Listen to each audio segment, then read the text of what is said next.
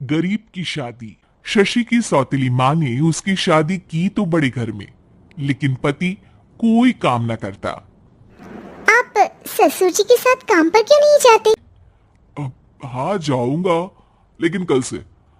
आज जरा मैं दोस्तों के साथ घूमने जा रहा हूँ। शशि के दो बच्चे होते हैं, लेकिन रमेश का हाल वैसा का वैसा ही रहता है। एक दिन, सुनिए ना, बच्चा रो रहा है, इसके दूध के लिए पैसे नहीं है। अरे तो पिताजी से ले लो ना। क्यों? अगर आप में कमाने की क्षमता नहीं थी तो शादी क्यों की? तभी घर आई बड़ी ननद बोल पड़ती है। आहा, तुम्हारी माँ को साफ साफ कह दिया था कि लड़का ना कमाता है ना कभी कमाएगा। हम चार चार बहनें हैं इसका ख्याल रखने के लिए, और पिताजी का इतना सारा पैसा, तुम्हें किस चीज की कमी रखी है? लेकिन थोड़े ही सालों में तकदीर बदल जाती है। शशि का ससुराल गरीब हो जाता है। सब बिकने के बाद शशि अपने पति, बच्चे और सास के साथ किराए के मकान में आ जाती है। मैं कोई नौकरी करना चाहती हूँ दीदी। अरे, इतने बड़े घर की बहू थी शशि, तुम नौकरी करोगी? नहीं नहीं नहीं नहीं। नहीं करूंगी तो घर कैसे चलेगा? बच्चों को भी तो पालना है ना। तभी शशि का भाई आ जाता है। शशि, ये ले राशन का सामान। किसी भी तरह की कोई भी जरूरत हो तो बताना। भाई, अब मैं नौकरी करूंगी। देख बहन, वैसे तो मैं तेरे साथ हूं, लेकिन हाँ, मैं ये भी चाहता हूं कि तू अपने पैरों पर खड़ी हो जा। शशि को एक प्ले स्कूल में छोटे बच्चों को संभालने की नौकरी मिल जाती है। एक दिन, शशि, मेरे स्कूल को अब तुम संभाल लो। मैं कुछ दिनों के लिए अपने बेटे के पास जा रही हूँ। लेकिन प्ले स्कूल अकेले मैंने कभी नहीं संभाला है। अब ये सब मैं नहीं जानती। इतने महीनों में तूने जो देखा, बस पूरे आत्मविश्वास के साथ उसे करना। शशि नीलम के जाने के बाद पूरे एक महीने उसका स्कूल अकेले संभालती है, और फिर एक दिन आता है जब वो अपना खुद का स्कूल भी खोल लेती है। वाह शशि, तुमने आज मेरा सर गर्व से ऊंचा कर दिया। तुम्हारा यही आत्मविश्वास तुम्हें बहुत आगे ले जाएगा। नीलम, बहुत आगे जाने की चाह नहीं है। बस ये छोटा सा स्कूल मेरे बच्चों की अच्छी शिक्षा में मेरी मदद करे, यही मैं चाहती हूँ। शशि थोड़े थोड़े पैसों से ही अपना परिवार पाल रही थी। एक दिन उसके घर उसकी बड़ी ननद आती है। अरे भाभी, घर में कूलर तो लगा लेती। मेरी माँ को कैसे पंखे में लिटा रखा है। अरे तो शशि कौन सा एसी लगा कर सो रही है? वो भी तो यहीं रहती है ना मेरे पास। ज्यादा यहाँ आकर मेरी बहू को परेशान न किया करो। हाँ, मुझे भी शौक नहीं है इस छोटे से घर में आने का। मैं तो बस ये बोलने आई थी कि मेरे बेटे की शादी है तो ननिहाल का जो नेग होता है वो ले आना। हाँ, जितना बनेगा कर देंगे, और ना हुआ ना तो वो भी नहीं करेंगे। तभी शशि बोल पड़ती है। अरे नहीं माँ जी, रीटा घर की बेटी है। उसके ससुराल वाले उससे शादी पर पूछेंगे कि मायके से क्या मिला। रीटा, तुम मुझे सामान की लिस्ट भेज देना।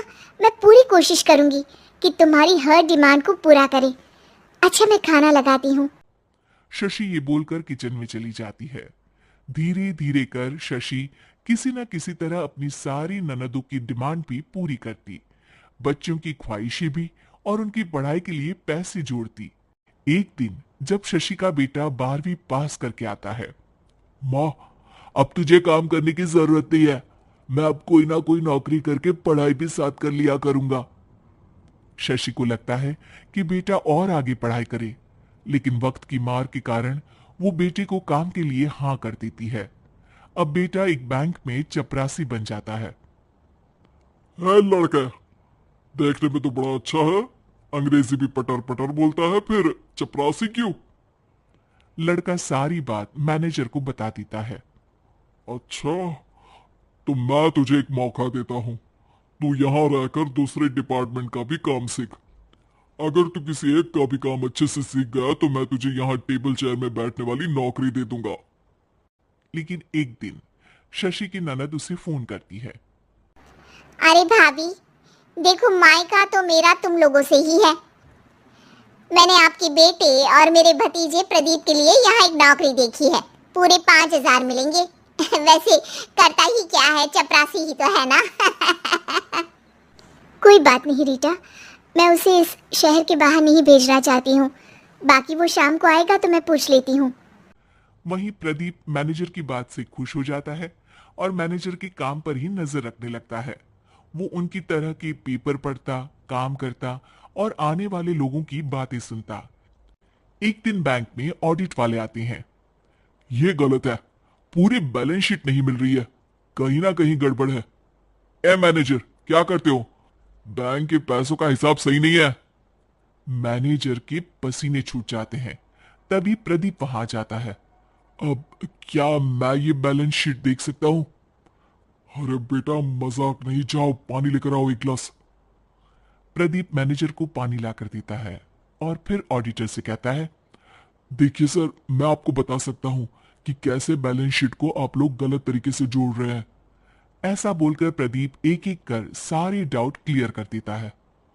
अरे हाँ, ये तो पॉइंट हमने देखे ही नहीं थे। गुड, कौन है ये बच्चा? तभी मैनेजर बोल पड़ता है, अब हमारे यहाँ अकाउंट में नया आया है।